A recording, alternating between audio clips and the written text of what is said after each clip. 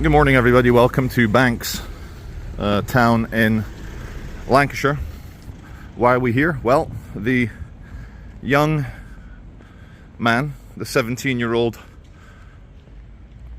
adolescent of Rwandan descent, he lives here, or used to. His parents certainly live here, and we're going to have a look at that in a second, but the news are here. We're about 6.5 miles away from Hart Street in Southport, where the atrocity took place yesterday at 11:50 a.m, just before lunchtime. I'm sorry to announce, since my last video, a second child has passed away from the attack, and the whole nation is reeling in anger, mourning, and we're all looking for solutions as to how this could possibly get, how can we prevent this sort of thing happening again and again and again and again, which it is right now.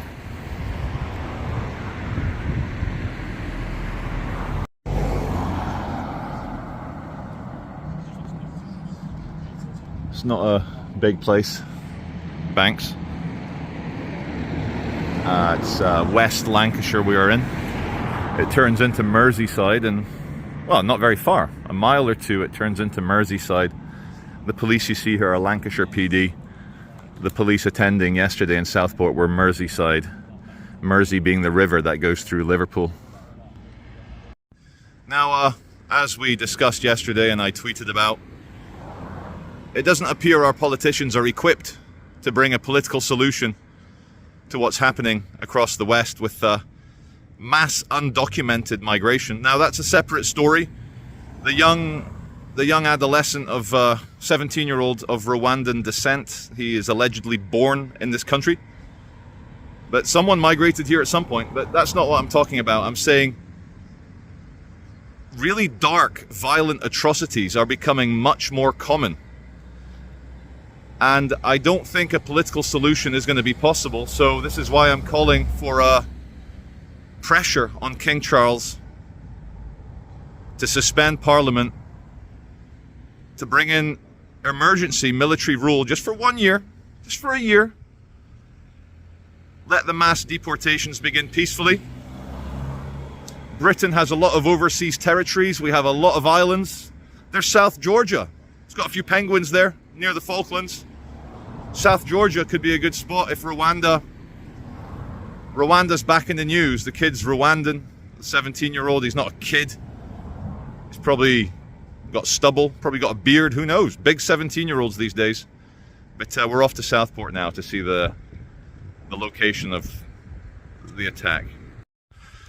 Before we begin here filming on Hart Street, where this atrocity took place, I just want to show you the flowers that people are leaving here. And for myself, I just want to send the massive condolences to the families of the two deceased children who were murdered yesterday.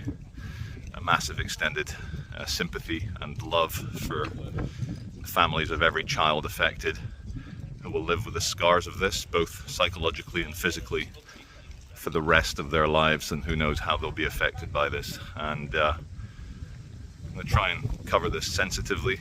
Of course, tempers and emotions will be very high here. I'm not going to argue with anyone. I just think it's important to show the reality on the ground of what some of our policies are doing to local communities. And it's fair to say that people can understand things like this there's people bringing flowers now. I don't know what to say. If you're not safe in a little nursery in the suburbs of a random town, you're not safe anywhere.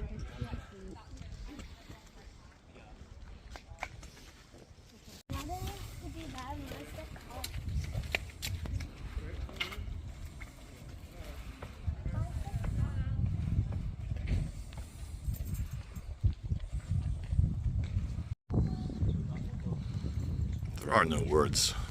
What do you even say to this? This is the view down the street. The Go Local shop, not only is he closed today, he's He's flying the morning flag. It's hard to describe the feeling of horror here. This is 24 hours later. It doesn't get any easier. Merseyside PD.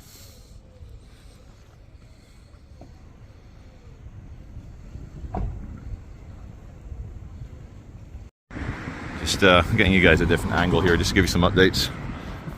2 children passed away.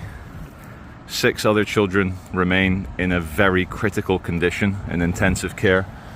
And we pray for them and for their families that they too may make it.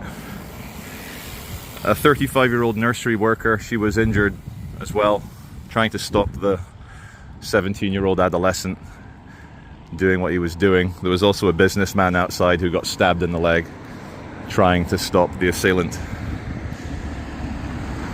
This is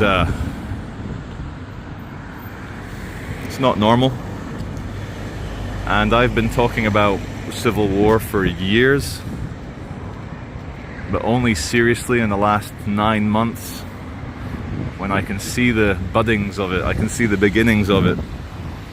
And again, what do we do as British people? What can we do? We can swear allegiance to our king, to the monarchy. The troops in this country, the soldiers, are loyal to the crown. The police are loyal to the crown.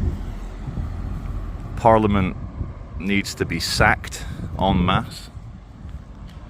I don't think they're destroying the country on purpose, but it's the fatigue of bullshit. They just don't know what to do. It's the fatigue of bullshit. And all of Parliament is bullshit. They're all bullshit. And we need, just for a year, a military style rule, military rule just for a year. No human rights, no bullshit, and start deporting large numbers of potentially dangerous people to an overseas British territory, some island somewhere, where they cannot stab little babies and little girls at a dance ballet class. Still a heavy police presence here.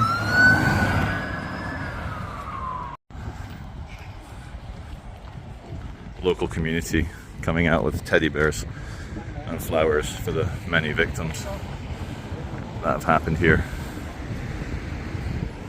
See a bit of the press.